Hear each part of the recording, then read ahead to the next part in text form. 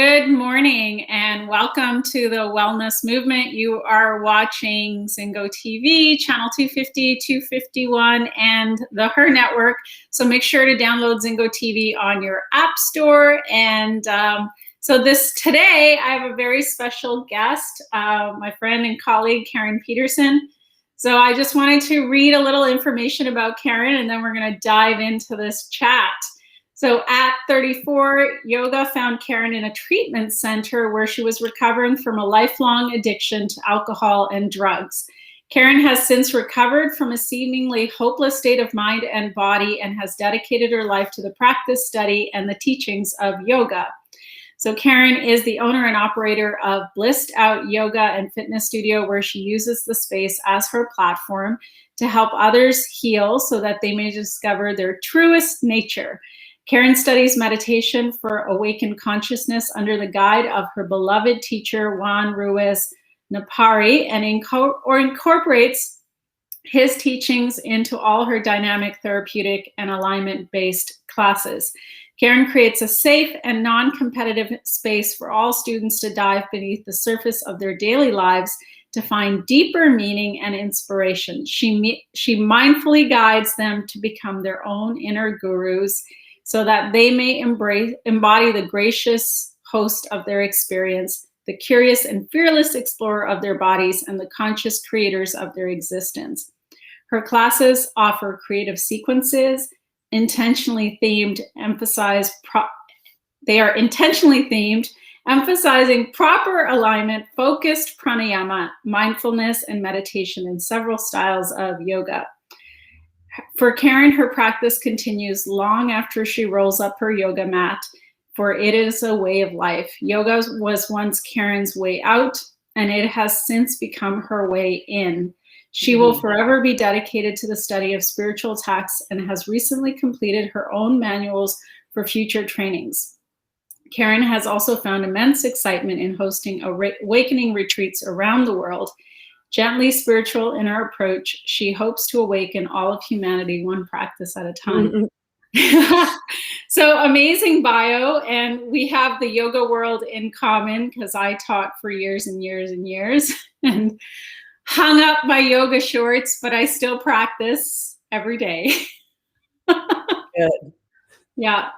So I've heard you speak a number of times, and I know you've shared your story, your path to getting clean and sober, but I thought that today it would be really powerful to have a conversation about forgiveness, especially self-forgiveness, because so much of our mind gets stuck in the past, and based on past experiences can get really scared and fearful about the future.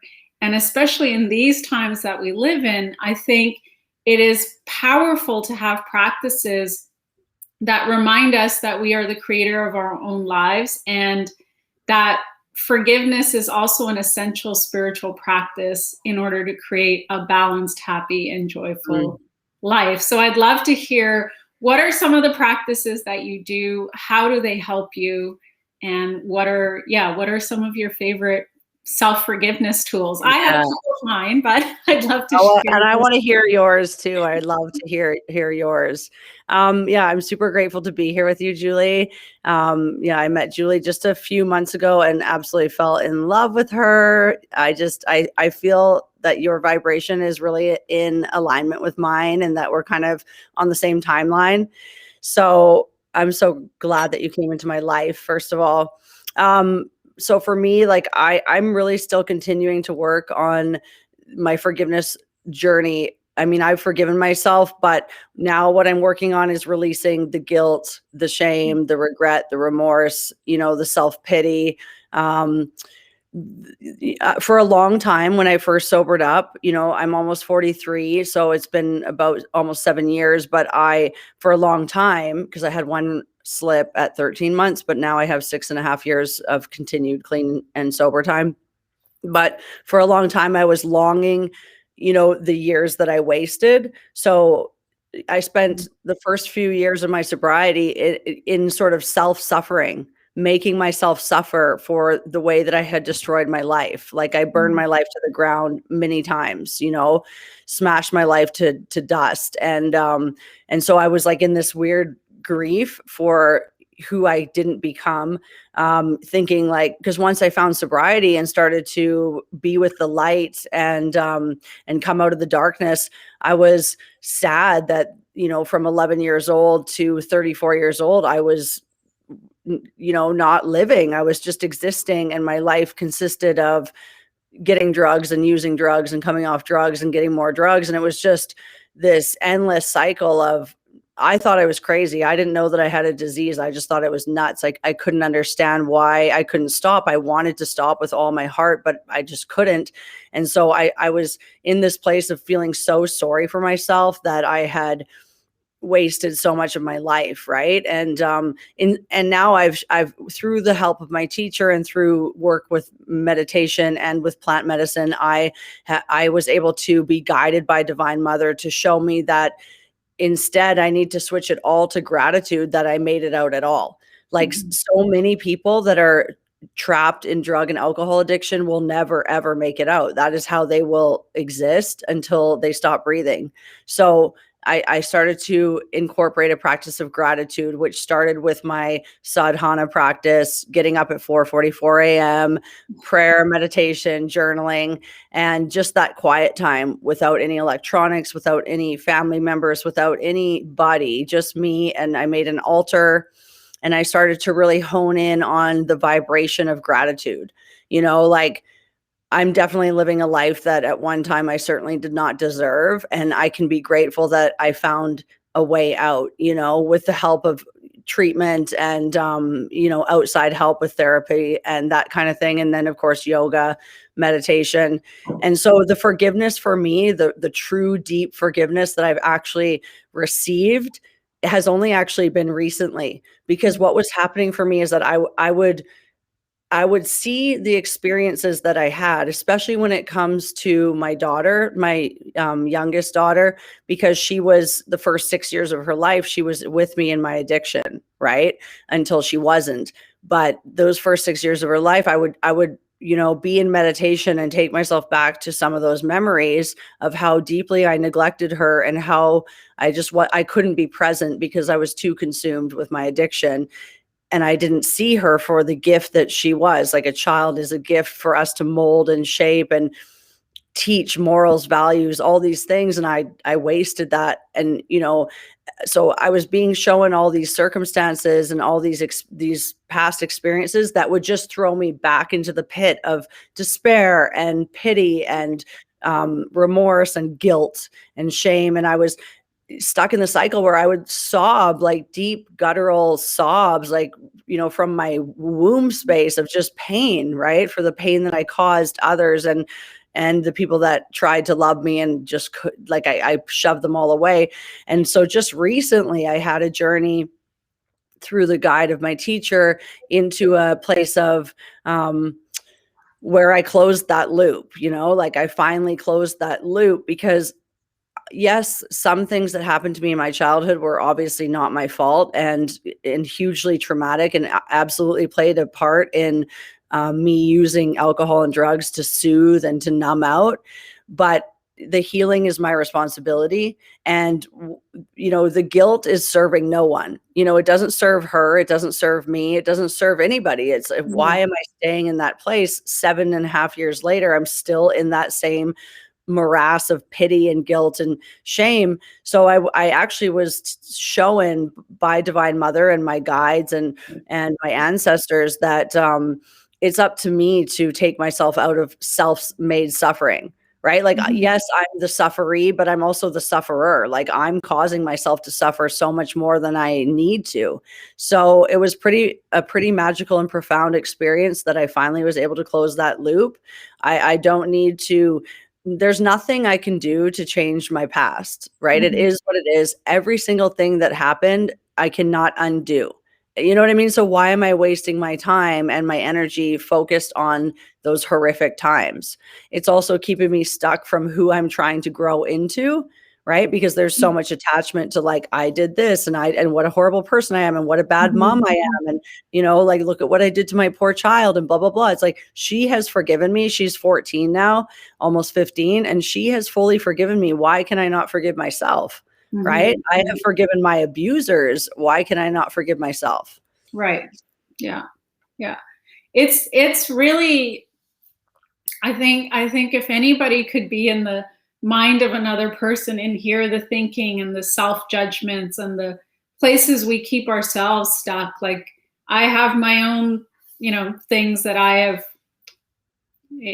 was not the person then that I am today, right? So obviously our experiences, and especially the challenging experiences, offer us the gift of transformation and self-transformation. But it's interesting where the mind likes to hang out, and how much it likes it's that conditioning, that self-judgment, and that loop, that repetitive loop. I think I was actually out of Vipassana where I noticed like the way that my mind would work, the spiral that it would go on under. And now I'm a lot better at catching it and going, no, we're not going there. It's done. It is done. It's done. So my sort of like, I journal. Good. I journal. Gratitude, actually, it's funny because the gratitude practice was huge for me too. I was so stuck. I don't think you know my whole story, but I was married and my husband had a heart attack and passed away. And so I was stuck in grief, like deep, deep grief. And my body was like just in chronic physical pain, like immense pain. I couldn't seem to move past it. Even though like the circumstances in my life started to shift, I was stuck. And so I was actually working privately with a coach, and she got me onto gratitude practice and gratitude and tapping. And so those were two keys that, because it was funny because I was still meditating, I was still doing yoga, but yoga was very, very painful because of the state that my physical form was in. And so the gratitude practice actually started to help lift me out of that physical pain. Gradually, like it didn't happen overnight. And then the other part of that was tapping. And so the last little while, like I still do tapping every day. I still do gratitude practice, but I actually started adding a couple of forgiveness prayers. One of them is the Hawaiian prayer. And I do that more for just like self-forgiveness. And then the other one is, I'm not sure if you're familiar with it, but it kind of goes, if anyone has hurt me in the past, knowingly or unknowingly, I forgive and release it. And if I have hurt anyone in the past, knowingly or unknowingly, I forgive and release it. So I do that practice after meditation every single day, just to kind of like, and sometimes if there's an image of a person who comes to mind, like if I'm harboring any resentment towards anyone, like I will use that practice to help release any emotions that might be there. So those are some of the things that I use. And I actually lately have been thinking that, forgiveness, it's probably necessary to do a forgiveness practice in some way, shape, or form daily. I agree. I fully agree. Like I wrote out, 111 times, I forgive me, for 111 days. And it was hugely helpful. I really feel that pen to paper is a powerful practice on its own, where it's so beautiful. And this is another thing, like this morning, actually, I was including how grateful I am to you, to meeting women that, that I feel have a story that I can resonate with and that, can help me in my journey. You know what I mean? Like you've already helped me so much immensely in the way that you were so kind to me, helping me with that project when I couldn't figure out how to do the computer stuff, back a month ago or so, whatever it was. And the fact that you reached out and said, listen, I'll do a Zoom with you and help you. And I can work this out for you and teach you how to do it. It's like, nobody's ever offered to help me learn something. It's been more the normal for people to be like, I can't believe she doesn't know how to use a computer. Like, oh my God, and it really touched me that you took that time to spend with me, to teach me when it was, you just met me. And so I know that you've done a lot of self-work. I know that you've done a lot of your own inner work. You can just tell when people have really worked on their own inner work. You know what I mean? Like, we're not here to do anybody's work for them. We're not here to take other people's inventory. We're just here to be better women than we were before. And that requires us to constantly be doing that inner work. And, yeah, so I'm going to use that prayer that you just said. Actually, that's really beautiful and powerful. And I'm going to add that in because because I did make a decision, a few years ago to forgive my abusers, and it was really powerful. But then I also sort of made that my last, thought of when you block things out and just go, okay, I'm done with that. I'm not, but I think I need to continue saying it and releasing, because I'm sure there's a lot of, untold stories that are inside me that I've numbed out and haven't been ready to face yet. Even with yoga, holding certain poses brings up trauma for me. So then I quickly move out of them so that I can, I'm not ready to face that yet. I work with a woman that does Rainer massage, and I've been working with her for a really long time. And there's still some parts of my body that are inaccessible because I'm not ready to face it's just, we're never going to be done. We're going to be doing this for forever. Right. And that's okay. Like, it's like, whoa, this is going to be a lifelong thing. But it's like, I think about where I am today and where I was. And that's the other part why gratitude is so important and forgiveness is so important, which, comes along with understanding, right? And acceptance. I know today that acceptance is the key to all my problems, right? Like, if I'm bothered by a person, place, thing, or situation, it's something within me that I'm unwilling to accept, right? So the practice of acceptance has been, immensely powerful for me. Accepting others as they are, not my expectations of others. It's just, it's been an incredible ride. I'm really looking forward to where I go. Yeah, I mean, the past is done, right? We can't change anything. All we can do is create a beautiful future. And our individual triumphs over whatever obstacles that we've faced in life, like those triumphs actually serve as a lighthouse for others who are in that space to start to lift themselves out, right? Like, you've had assistance in terms of going to a treatment program, but you've also done the heavy lifting. Like, the heavy lifting is having a daily spiritual practice, showing up on your mat, doing meditation, going to therapy. Like, that's the heavy lifting that a lot of people, like in our current society, it's very easy to avoid those things. You can watch Netflix, you can numb out through food, drugs, alcohol.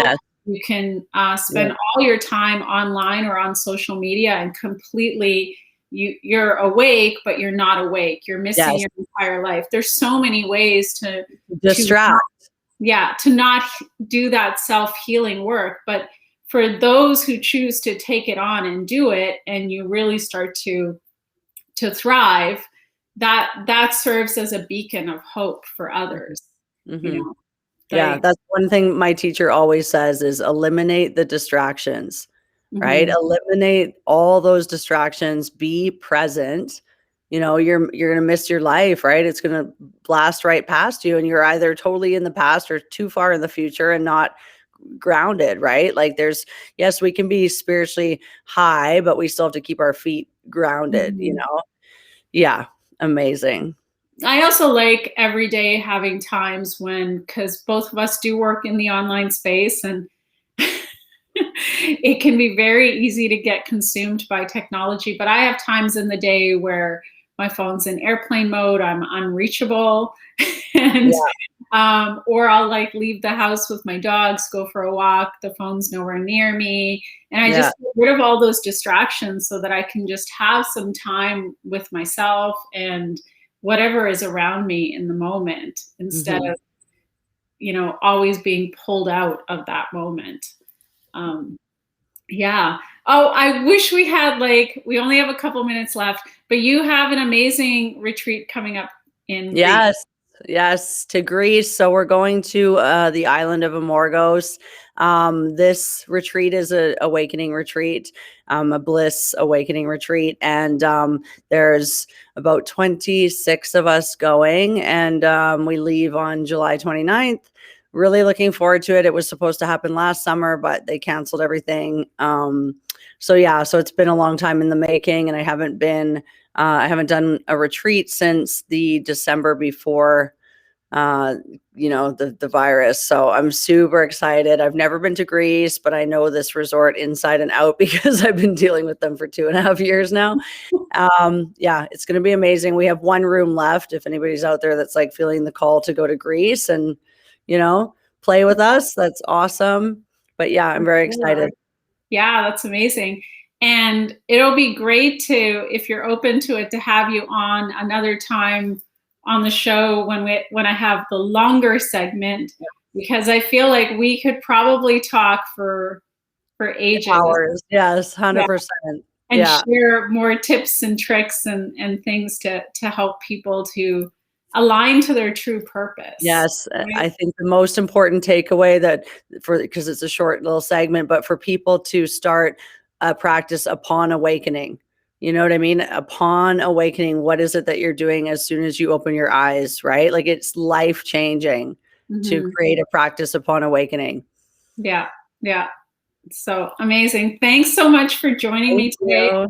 I truly, truly appreciate it. We figured out the tech. Yeah. Yeah. So for those who are watching the show, this show can be heard on Spanglish Radio Network. Her network is a part of Spanglish World Media. Please check out spanglishworld.ca for all news and programming. Spanglish World. Watch it, hear it, read it, download it, and live it. Beautiful.